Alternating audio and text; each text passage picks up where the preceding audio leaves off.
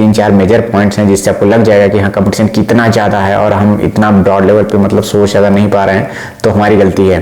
कौन सा zone select करें, किस जोन में पिछली बार कट ऑफ कम गई थी और मेरा उसमें सिलेक्शन हो जाएगा, कम नंबर लाने से ही मेरा सिलेक्शन हो जाएगा। और सबसे लास्ट में मैं बताना चाहता हूँ कि ITI वाले स्टूडेंट के साथ, और ये बहुत ही कड़वा सत्य है। Hello everyone, welcome to the student. पिछली बार जो LP का एग्जाम था वो 2018 में शुरू हुआ था और 2019 के लास्ट में आते आते तक सारे एग्जाम कंप्लीट हो गए थे और ज्वाइनिंग भी शुरू हो गई थी। इस बार लगभग 5 साल से ज़्यादा का समय हो चुका है और अभी तक वैकेंसी नहीं आई है, लेकिन अब उम्मीद है कि जल्दी आ जाएगी। लेकिन क्या आप सोचते होंगे कि 2018 में जो कंपटीशन था वही लेवल इस बार भी रहेगा या फिर कंपटीशन का लेवल 19-20 का फर्क ही रहेगा क्या? तो ऐसा गलत सोच रहे हैं आप, क्योंकि इस बार कंपटीशन का जो लेवल है वो पिछले की तुलना में बहुत ज़्यादा रहेगा। और मैंने सारे पॉइंट्स को लिख करके यहाँ पे रखा हुआ और मैं आपको चाहता हूँ कि एक एक पॉइंट आपके सामने शेयर करूँ, क्योंकि 3-4 मेजर पॉइंट्स हैं जिससे आपको लग जाएगा कि हाँ कंपटीशन कितना ज़्यादा है और हम इतना ब्रॉड लेवल पर मतलब सोच ज़्यादा नहीं पा रहे हैं, तो हमारी गलती है। तो अपनी तैयारी को कैसे हम मतलब इस कंपटीशन लेवल को देख करके हमें कैसे बढ़ाना है उसके बारे में हम इसमें बात करेंगे। सबसे पहला जो मेजर पॉइंट है कंपटीशन बढ़ने का, नंबर ऑफ वैकेंसी।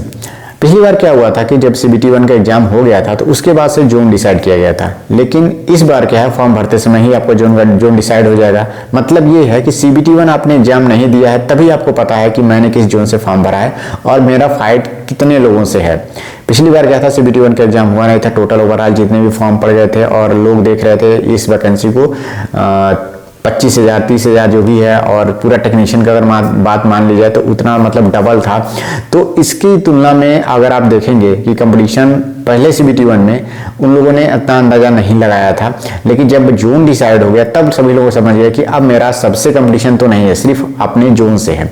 लेकिन इस बार फॉर्म भरते ही जोन डिसाइड हो जाएगा। मतलब क्या है कि अगर वैकेंसी कितनी भी आती है, 30,000 आ जाए, 40,000 आ जाए, अगर आपने जोन का सिलेक्शन सही से नहीं किया है तो भी हो सकता है कि आप उस जोन में चले जाएं जहां कंपटीशन बहुत ज़्यादा है। देखिए क्या होता है कि अब पिछले की तुलना में इस बार सोशल मीडिया का इन्फ्लुएंस बहुत ज़्यादा है, पहले भी ज़्यादा था, क्योंकि मैंने देखा था कि 3-4 यूट्यूब चैनल बहुत ज़्यादा उनके पास सब्सक्राइबर थे और उन लोगों ने इस पर जोन सिलेक्शन को लेकर के वीडियो बनाया था कि कौन सा जोन सेलेक्ट करें, किस जोन में पिछली बार कट ऑफ कम गई थी और मेरा उसमें सिलेक्शन हो जाएगा, कम नंबर लाने से ही मेरा सिलेक्शन हो जाएगा। इस तरह के वीडियोज़ आपको पिछली बार देखने को मिला था और बहुत सारे लड़के इससे इन्फ्लुएंस हुए और उन्होंने उस जोन को कम आंक करके अपने घर के पास के जोन को छोड़ा और वहां पर गए और उसमें कंपटीशन ज्यादा हुआ और वहां पे कट ऑफ बहुत ज्यादा चली गई। इस बार भी आपको उससे ज्यादा वीडियो देखने को मिलेगा और इस बार भी बहुत सारे स्टूडेंट इसमें इन्फ्लुएंस होंगे। मैं भी इस टॉपिक पर वीडियो बनाऊंगा, लेकिन होता क्या है कि कई मतलब यूट्यूबर हैं, बड़े बड़े लोग हैं और वो लोग क्या करते हैं, कंपैरिजन तो कर देते हैं, लेकिन जाते जाते वीडियो के अंत में 1-2 जोन वो लोग सजेस्ट भी कर देते हैं कि इस जोन से भर दीजिए फॉर्म, कंपटीशन कम रहेगा, इतने ही कम बच्चों ने अभी फॉर्म भरा है।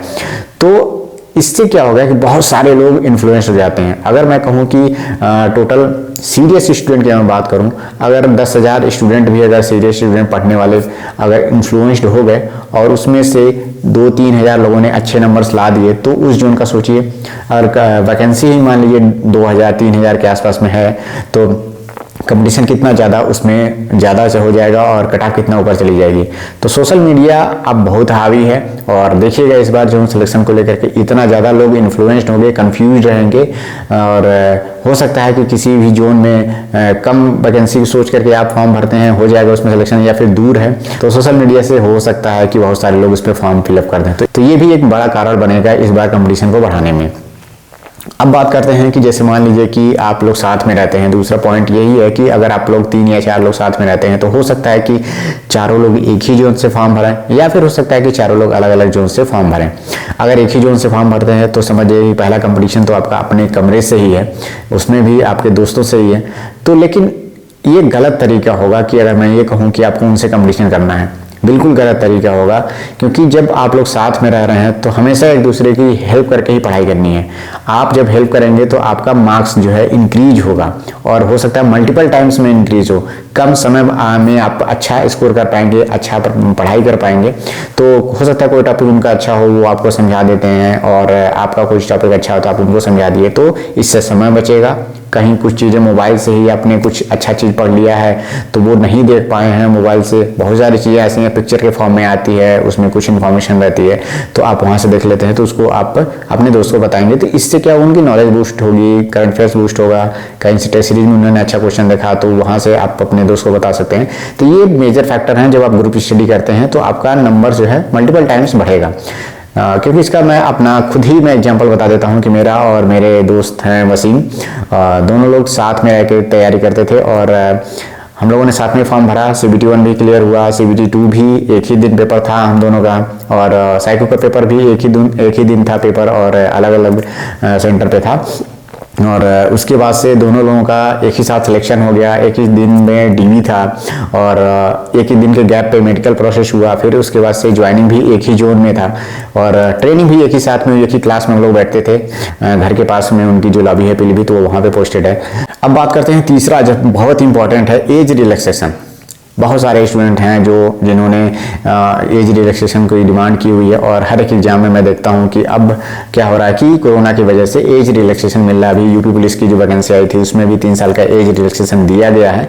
तो हो सकता है, ज़्यादा पॉसिबिलिटी है कि LP के एग्जाम में भी अगर एज रिलैक्सेशन मिलता है तो बहुत सारे जो ऐसे स्टूडेंट होंगे जो पिछली बार मान लीजिए कि 26 साल की एज में रहे होंगे, 27 साल की एज में रहे होंगे, उनकी एज जा चुकी होगी, वो एक बार और एलिजिबल हो जाएंगे। तो ये देखिए, जो लास्ट स्टेज पे भी उस समय एक्सपीरियंस था और अब जो है और भी ज़्यादा एक्सपीरियंस्ड हो गए हैं और उन्हें एक बार और मौका मिल रहा है। तो आप समझिए, आप 22 साल के हैं, 21 साल के हैं और आपका पहला अटेम्प्ट है, तो एक्सपीरियंस लोग ज़्यादा इन हो जाएंगे। जब एज रिलैक्सेशन मिलता है तो एक्सपीरियंस लोग ज़्यादा इन होते हैं और इसमें कंपटीशन बढ़ जाता है, बहुत ज़्यादा बढ़ जाता है। तो आप समझिए कि एज से ज़्यादा, जो एज क्राइटेरिया पहले था उससे ज़्यादा एज के लोग अब इसमें इन हो जाएंगे एज रिलैक्सेशन मिलने से। देखिए, मैं इसका अपोज नहीं कर रहा हूँ, एज रिलैक्सेशन का मिलना चाहिए, ऐसा रिलैक्सेशन मिलना चाहिए, क्योंकि बहुत दिनों बाद एग्जाम हो रहा है और बीच में 2-3 साल जो कोरोना की वजह से सबका टाइम वेस्ट हुआ था, तो उसमें आपको सबको फायदा मिलना चाहिए।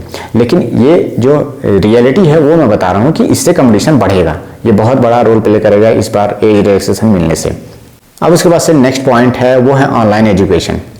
जब 2018 में पेपर हो रहा था तो उस समय ऑनलाइन एजुकेशन उतना ज़्यादा हावी नहीं था और उसी समय अभी जियो मार्केट में आया हुआ था और इंटरनेट की अवेलेबिलिटी, सभी लोगों के पास 4G फ़ोन नहीं थे। सिम तो भले ही 4G आ गया था, लेकिन फ़ोन सभी लोगों के पास इजीली अवेलेबल नहीं थे। तो उतना ज़्यादा डेटा और उतना ज़्यादा जो 4G फ़ोन थे, 4G डेटा उतना स्पीड से भी चलता नहीं था और सभी के पास अवेलेबल नहीं था। तो ऑनलाइन एजुकेशन सभी लोग उतना अच्छे से नहीं ले पाए। बाद में धीरे धीरे करते हुए CBT 2 तक आते आते जियो भी अच्छे से चलने लगा और धीरे धीरे लोगों तक अवेलेबल भी हो गया। तो मेरे पास खुद ही कीपैड का मोबाइल था और मेरे पास लैपटॉप था, लेकिन हमेशा आप लैपटॉप खोल करके पढ़ाई नहीं कर सकते हैं। डेटा भी मैं दूसरे से ही लेकर के पढ़ता था, तो उतना ज़्यादा तो अवेलेबल रहेगा नहीं जितना आज अवेलेबल है। ये वीडियो भी आप देख रहे हैं जिस मोबाइल में 4G डेटा से ही आप देख रहे हैं। तो ऑनलाइन एजुकेशन बहुत ज़्यादा बढ़ गया है और फीस भी उसकी बहुत नॉमिनल रह गई है। अगर आप किसी के पास अगर 5 से 10 हज़ार रुपये हैं तो हो सकता है कि वो मल्टीपल कम से कम 6-7 बैच वो खरीद सकते हैं।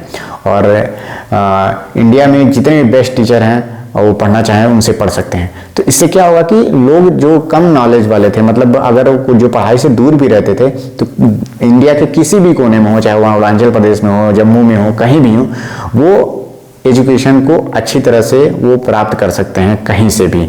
ऑनलाइन एजुकेशन इतना ज़्यादा अभी अच्छा हो गया है, तो इससे भी कंपटीशन बढ़ेगा। इसका एग्जाम्पल आप देख चुके होंगे, ग्रुप डी का जो पहले का पेपर हुआ था और अभी जो दोबारा ग्रुप डी का पेपर हुआ था, इसमें देखिए जो भी स्टूडेंट थे जो इसमें पेपर देने गए थे, उनका प्रिपरेशन पहले की तुलना में बहुत अच्छा था और पेपर का लेवल भी बढ़ा के दिया गया था। अगर वही लेवल रहता तो लोग बहुत ज़्यादा स्कोर करते। NCERT से उसने बहुत अच्छे अच्छे क्वेश्चन पूछे, NTPC में देखिए कितना अच्छा खासा क्वेश्चन पूछा गया था, और लेकिन इस बार बहुत अच्छे अच्छे स्टूडेंट इसमें परफॉर्म किए हुए हैं। तो ये कैसे पॉसिबल हुआ है? ये इसी से पॉसिबल हुआ, ऑनलाइन एजुकेशन से और PDF के माध्यम से। कहीं से भी लड़के जो तैयारी करने के लिए सीरियस हैं, वो मोबाइल का इतना बढ़िया ही इस्तेमाल कर रहे हैं कि मतलब वो अपनी तैयारी को जितना अच्छा से अच्छा वो इम्प्रूव कर पा रहे हैं। तो इससे कंपटीशन बढ़ेगा ही बढ़ेगा। तो आप लोग इसको हल्के में मत लीजिएगा कि ALP का एग्जाम है और पिछली बार की तुलना में जो कट ऑफ गया था उसी को हम मान के चलें, फिर 2-3 नंबर प्लस माइनस करके चलें, तो इतने से काम नहीं चलेगा। कम से कम आपको 6 से 7 नंबर प्लस लेकर के चलना पड़ेगा। अगर मैं कहूँ कि जो अच्छा स्टूडेंट है, जो सीरियस है, वो 6-7 से नहीं काम चलेगा, वो 10-15 नंबर एक्स्ट्रा बढ़ा के चलेगा, जिससे उसको अगर टारगेट बना के चलेंगे तभी उनका 6-7 नंबर 8 नंबर इंप्रूव हो पाएगा। और सबसे लास्ट में मैं बताना चाहता हूँ कि ITI वाले स्टूडेंट के साथ, और ये बहुत ही कड़वा सत्य है, इसके लिए अगर आप कहेंगे कि मैं ये बात डिमोटिवेट करने के लिए कह रहा हूँ तो आप ये गलत समझ रहे हैं। देखिए, जब से बीटेक वाले इसमें एलिजिबल हुए हैं ALP एग्ज़ाम में, कंपटीशन बहुत ज़्यादा हाई हो गया है। और मेरे क्लास में 60 स्टूडेंट थे लगभग, और मेरे बैच में टोटल 240 लोगों का पहला बैच की ट्रेनिंग हुई थी, जिसमें मेरे क्लास में 60 लोग थे। 60 बच्चों का 4 क्लास बनाया गया था। उस 60 बच्चों में मुझे लगता है कि 5 से 6 स्टूडेंट ही ITI के थे, और तो समझ लीजिए कि पूरे 240 में से 40 बच्चे ही नियर अबाउट ITI के होंगे। बाकी 200 स्टूडेंट ऐसे थे जो बीटेक और डिप्लोमा किए हुए थे, जिसमें सबसे ज़्यादा संख्या बीटेक वालों की थी। तो मेरा ये कहने का मतलब ये नहीं है कि अगर आपने ITI किया है तो ALP नहीं बन सकते, ऐसा नहीं है।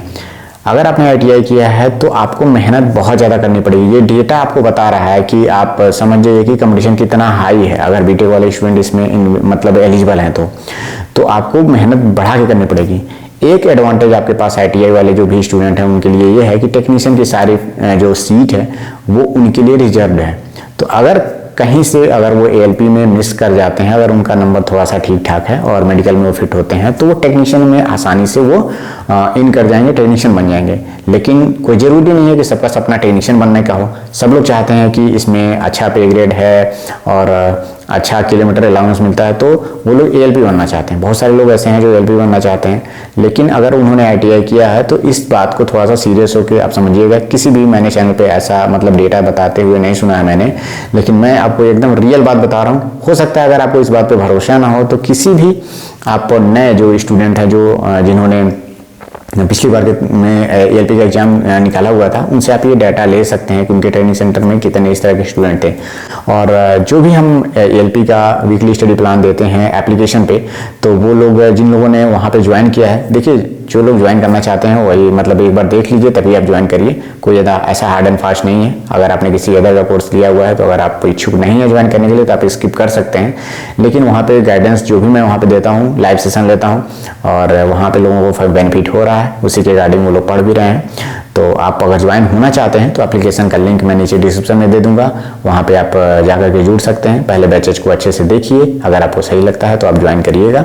और आज 31 जनवरी है तो मैंने उस बैच की जो प्राइस है वो बहुत मिनिमम रखी है, 199 रुपीज़ रखी है टारगेट बैच की, जिसमें जो 399 का था 200 रुपये मैंने घटा दिया। कई लोग मुझसे कह रहे थे कि इसकी प्राइस थोड़ा सा और कम करिए, तो मैंने 199 एकदम नॉमिनल प्राइस, सबसे लोएस्ट प्राइस अभी तक का है ये।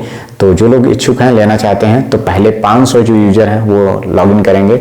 अगर इनरोल होते हैं तो 500 लोगों के लिए ऑफर रहेगा, बाकी फिर से प्राइस इसकी इंक्रीज हो जाएगी। आप समझ जाइए कि कंपटीशन ITI वालों के लिए ALP में कंपटीशन ज़्यादा है, तो आपको थोड़ा सा सीरियस होने की ज़रूरत है। ये डाटा मैंने इसलिए यहाँ पे रखा हुआ है। बाकी आप डिमोटिवेट मत होइएगा, जो मेहनत करेगा वही सिलेक्शन ले पाएगा। अब ये लोग बीटेक को जिन्होंने किया हुआ है या फिर डिप्लोमा किया हुआ है, तो ये ना समझे कि वो नहीं पढ़ेंगे, क्योंकि इनका जो आंकड़ा है ये बता रहा है कि इनकी सिलेक्शन ज़्यादा होती है, तो ये अगर नहीं पढ़ेंगे इनका सिलेक्शन हो जाएगा, तो ऐसा नहीं है। मेरे साथ कई लोग थे जिन्होंने बीटेक किया हुआ था, फिर भी वो लोग ट्रेड पेपर नहीं पास कर पाए।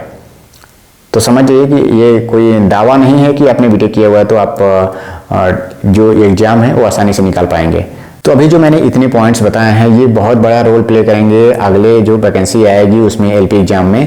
अब इससे निकलने के लिए जो बेसिक मैं बताना चाहता हूँ कि क्या चीज़ पे आपको मेनली ध्यान देना चाहिए। सबसे पहला कि NCERT को आपको अच्छे से पढ़ना है, प्रीवियस ईयर क्वेश्चन पेपर आपको अच्छे से देख करके पढ़ना है, और जब भी आप टेस्ट सीरीज दे रहे हैं तो उसकी एनालिसिस बहुत अच्छे से करिए। जब आपका सिलेबस कंप्लीट हो जाए टेस्ट सीरीज को दीजिए, उसकी एनालिसिस करिए। करंट अफेयर को बहुत अच्छे से पढ़ना है, बेसिक साइंस को बिल्कुल भी मिस नहीं करना है, न्यूमेरिकल पे ध्यान देना है बेसिक साइंस के। मिलते हैं नेक्स्ट वीडियो में। Thank you, all the best.